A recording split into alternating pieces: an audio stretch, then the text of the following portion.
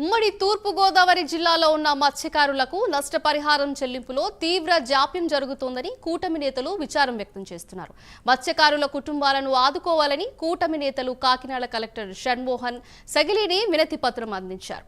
CPR నిధులతో సకాలంలో విడుదల చేసి మత్స్యకార కుటుంబాలను ఆదుకోవాలని మాజీ మంత్రి Malladi Krishnarao, Kakinada city MLA Vanamadi Venkateswararao, Mummidivaram MLA Datla Buchiraju, Kakinada rural MLA Pantham Nanaji, Kakinada జిల్లా కలెక్టర్ షణ్మోహన్ సగిలినికి విజ్ఞప్తి చేశారు.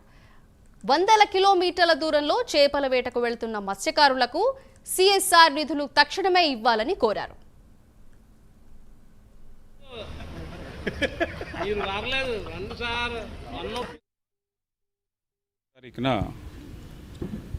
కోనసీమ జిల్లాకి సంబంధించిన ప్రజాప్రతినిధులు, అలాగే కాకినాడకి సంబంధించిన ప్రజాప్రతినిధులు అందరూ కూడా నేను కలిసి రాబోయే రోజుల్లో ముఖ్యంగా మత్స్యకారులకి నష్టపరిహారం విషయంలోనూ అలాగే సిఎస్ఆర్ ఫండ్కి సంబంధించిన విషయాల మీద చర్చించుకోవడం జరిగింది.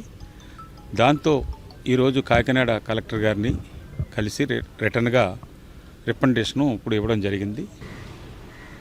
కాకినాడ పార్లమెంటు అదేవిధంగా కోనసీమ పార్లమెంటు సంబంధించి